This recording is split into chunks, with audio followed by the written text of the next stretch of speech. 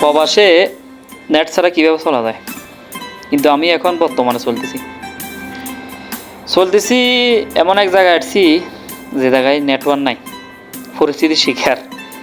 আমরা যখন প্রবাসে আসি ডাক্তারি দিই, মেডিকেল দিই, বিশাল লাগার আগ পর্যন্ত মানে কি যে একটা মনের ভিতরে উত্তেজিত কাজ করে, কবে ফেলানি উঠমো, টিকিট কেন দেরি হইতেছে, এরকম পরিস্থিতি পড়ি। কিন্তু যখন প্রবাসে আসি কাজ নেট পাই, নেট যদি একদিন না থাকে কিন্তু চলা বহুত কষ্ট।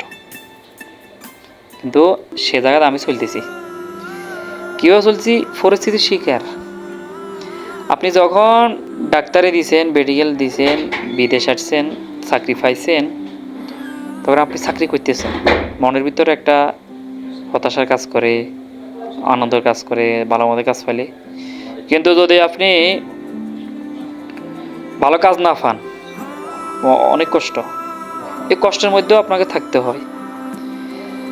যখন আপনার কাছে 1 বছর পার হয়ে যাব, ভালো একটা কাজ পাইছেন, তখন আপনার ভিতরে একটা যুদ্ধ মনে হয় যে আপনি একটা যুদ্ধ, একটা ফ্যামিলি আপনার কাঁধে, একটা পরিবার, একটা সমাজ, একটা দেশ মনে হয় যে কাঁধে, আপনি পুরোপুরি একটা যোদ্ধা। তখন আর পিছনের দিকে তাকানো সুযোগ থাকে না।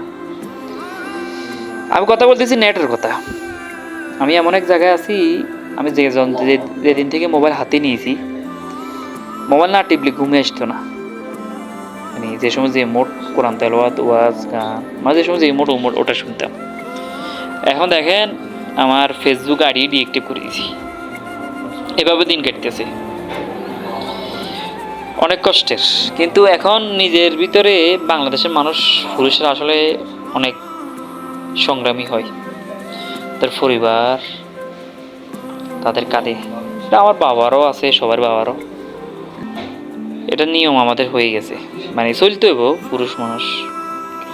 তখন আপনার সংগ্রাম যোদ্ধা, তখন আর আপনার ওসব নেট ফ্যাট এগুলো ভালো লাগে না। শুধু ইমোটা রাখছি, আর ইউটিউব তো মোবাইলে অটো আছে। এই দেখেন বাসার নেটওয়ার্ক নাই, যেখানে কাজ সেখানে নেটওয়ার্ক নাই। সামনে প্রায় 1-1.5 কিলোমিটার হাঁটি যাই, ওখানে বসি, বাড়িতে 1-1.5 কিলোমিটার কথা বলি। দেখেন এটা হলো আঞ্জির বাগান, আর এটা হলো আঙ্কুর আর ডালিম বাগান। প্রতিদিন বিকালে 4:30-5টা করে যাই, সামনে যাই, ওই দেখামো আপনাদেরকে। ওইখানে ছেলেরা টিকিট খেলায়, তো ওইখানে যাই কথা বলি সব সময়, এই 2 ঘন্টা কথা বলি, আবার চলে আসি। মনে যে কি সুন্দর, কিন্তু বাড়িতে যদি একদিন কথা না বলি মনটা পুরা কেমন এক ফ্যাকাশে হয়ে যায়।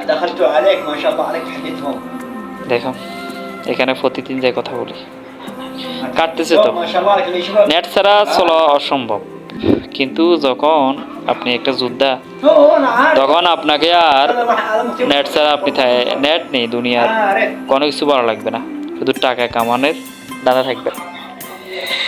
সকল প্রবাসী ভালো থাকুক, দোয়া করি সবাই ভালো থাকেন, সুস্থ থাকেন, এই কামনা রইল। আসসালামু আলাইকুম। অবশেষে সবাই দোয়া করবেন প্রবাসীদের জন্য।